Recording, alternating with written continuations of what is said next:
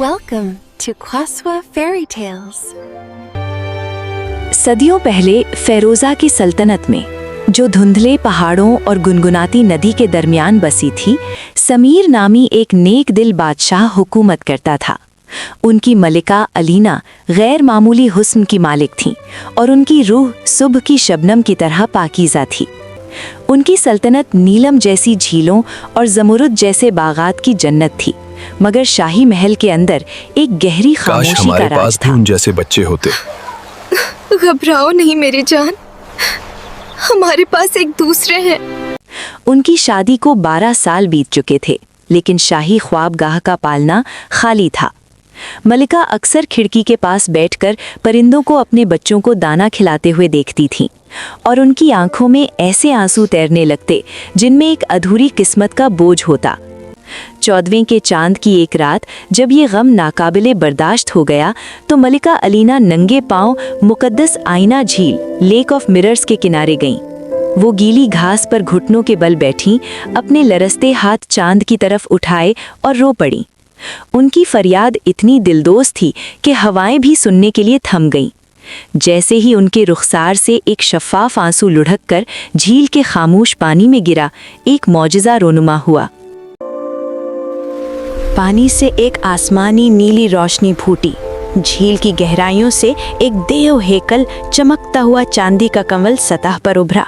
आहिस्ता आहिस्ता उसकी पंखुड़ियाँ खुलीं और उनके दरमियान कोई मोती नहीं, बल्कि एक नन्ही बच्ची पुरसुकून नींद सो रही थी।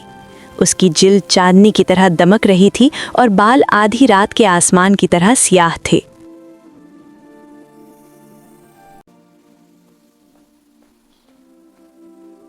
खुशी से सरशार बादशाह और मलिका ने उसे गोद ले लिया और उसका नाम आइफा रखा। Absolutely perfect.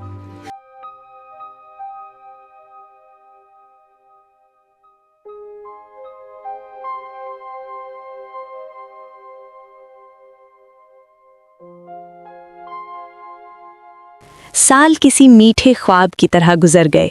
शहजादी आइफा एक ऐसी दोशीज़ा बन गई जिसका हुस्न सांसें रोक देने वाला था। उसकी आवाज़ इतनी सुरीली थी कि जब वो बोलती तो लगता जैसे सितार पर कोई धीमी धुन बज रही हो। लेकिन अफसोस, इस फ़ानी दुनिया में खुशी अक्सर मुख्तसर होती है। जब आइफा 17 बरस की हुई तो मलिका पर एक खौफनाक वबा ने हमला किया। हकीमों की तमाम तर कोशिशों के बावजूद मलिका अलीना अपनी आखिरी सांस लेकर दुनिया से रुखसत हो गईं और बादशाह और शहजादी को गम के समंदर में तन्हा छोड़ गईं। वो महल जो कभी मलिका की हंसी से गूंजता था, अब सोग की चादर ओढ़े हुए था। बादशाह की टूटी हुई हालत का फायदा उठाते हुए उसकी बेवा बहन लेडी सुरैया अपने बेटे हारिस के साथ महल में मुंतकिल हो गईं। लेडी सुरैया बला की खूबसूरत तो थी, मगर उसका दिल बर्फ की तरह ठंडा और कोयले की तरह काला था। वो अपने बेटे हारिस के लिए तख्त चाहती थीं, लेकिन जानती थीं कि जब तक सबकी प्यारी आइफा मौजूद हैं, अवाम किसी और को कबूल नहीं करेंगे। लेडी सुरैया का हसद जहरीली नफरत में बदल गया। वो साए में छिपकर आइफा को घूरती, उसकी आंखों में शरारत की आग जलती थी। एक शाम बादशाह ने ऐलान किया कि वो आने वाली ईद पर ताज आइफा के सर पर सजाएंगे। ये खबर सुरैया के दिल पर खंजर बनकर लगी। उसने अमल करने का फैसला किया। उसने जहर का इस्तेमाल नहीं किया, क्योंकि ये बहुत आम था। इसके बजाय वो काला पहाड़ के गारों में एक सियाह जादूगरनी के पास गई। रूबीज या याकूत की एक थैली के बदले उसने एक मनहूस नीलम का हार हासिल किया। ताजपोशी से एक रात कबल लेडी सुरैया चेहरे पर झूठी मुस्कुराहट सजाए आइफा के कमरे में दाखिल हुई। मेरी प्यारी भतीजी, उसने मीठे लहजे में कहा, ये तुम्हारी मरहूमा माँ की तरफ से एक तोहफा है जो उन्होंने मुझे इस खास दिन तुम्हें देने को कहा था। मासूम शहजादी अपनी माँ के जिक्र पर जज्बाती हो गई और सुरैया को वो भारी हार अपने गले में पहनाने दिया। जैसे ही ठंडे पत्थर ने उसकी जिल्द को छुआ, एक खौफनाक तब्दीली आई। शहजादी ने हाँपते हुए महसूस किया कि उसका जिस्म सिकुड़ रहा है। उसके बाजू परों में बदल गए और उसकी आवाज़ छीन ली गई। पलक झपकते ही खूबसूरत शहजादी गायब हो गई और उसकी जगह एक सफ़ेद हंस व्हाइट स्वान बैठा था, जिसकी आंखें इंसानों जैसी उदास थीं। लेडी सुरैया ने खिड़की खोली और परिंदे को उड़ा दिया। उड़ जाओ मनहूस चीज, कभी वापस मत आना। वो हंस दिल शिकस्ता और परेशान तारीक रात में उड़ गया। बादशाह के सामने सुरैया ने मगरमच्छ के आंसू बहाए और दावा किया कि आइफा एक खुफिया आशिक के साथ भाग गई है और खानदान की बदनामी का बायस बनी है। बादशाह, जो इस दूसरे सदमे से चूर था, गहरी खामोशी में चला गया और उसकी सेरत तेजी से गिरने लगी।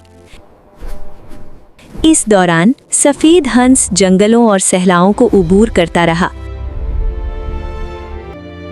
और आखिरकार एक दूर दराज सल्तनत के बाग में जा बैठा।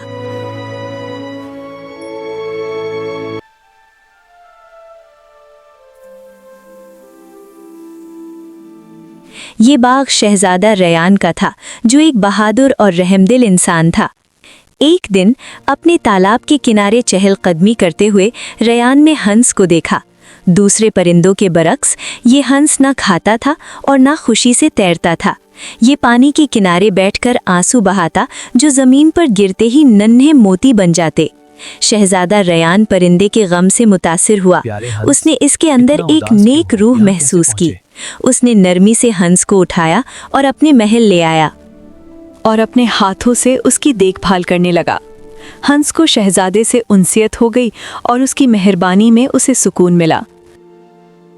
महीनों बाद फिरोज़ा का बादशाह समीर, जो अब कमज़ोर और करीबुल मर्ग था, ने पड़ोसी शाही खानदानों को एक आखिरी मुलाकात के लिए मदऊ किया।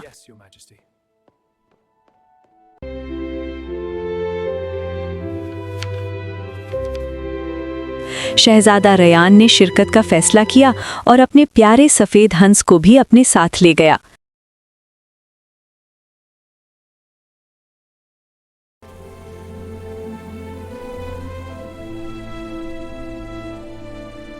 जैसे ही वो फिरोज़ा के अजीम हॉल में दाखिल हुए, लेडी सुरैया तख्त के पास खड़ी फतामंद नजर आ रही थी।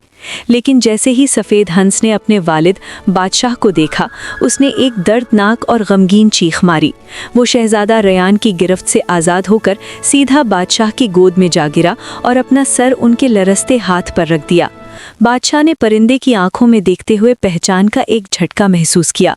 ये आंखें, उसने सरगोशी की, ये मेरी आइफा की आंखें हैं। ये देखकर लेडी सुरैया घबरा गई और मुहाफिजों को हुक्म दिया, इस परिंदे को मार डालो, ये बादशाह पर हमला कर रहा है। जैसे ही एक मुहाफिज ने तलवार उठाई, शहजादा रयान आगे बढ़ा और वार रोक दिया। इस अफरा तफरी में हंस ने देखा कि मनहूस हार का अक्स अब भी उसकी परों भरी गर्दन में नजर आ रहा था, जो इंसानों को नजर नहीं आता था मगर उसे साफ दिख रहा था। उसे एहसास हुआ कि ये जंजीर ही जादू की जड़ है।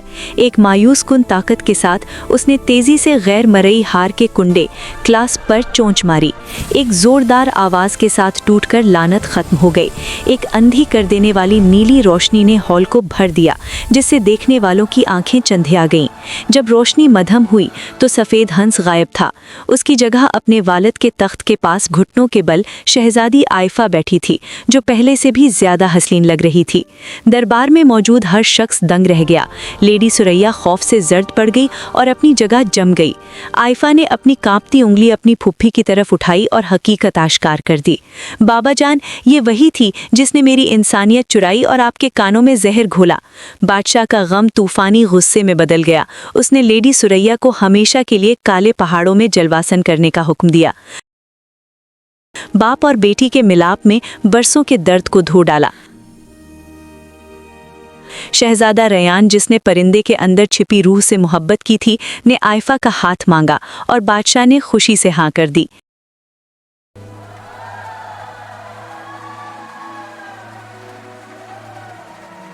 फिरोज़ा की सल्तनत में 40 दिन और 40 रातों तक जश्न मनाया गया और कहा जाता है कि इसके बाद जब भी शहजादी खुशी के आंसू रोती तो वो अब भी मोती बन जाते, जो उस जादू की याद दिलाते जिसने कभी उसकी जान बचाई थी। क्या हुआ शहजादी, अब ये कीमती मोती क्यों बहा रही हैं आप? कुछ नहीं, ये तो खुशी के आंसू हैं। अगर आप भी समीर, अलीना और आइफा की तरह अपने नाम की फेरी टेल चाहते हैं तो नाम कमेंट करें। कमेंट में जरूर बताएं कि ये कहानी आपको कैसी लगी और कौन सा पार्ट सबसे ज्यादा दिलचस्प था।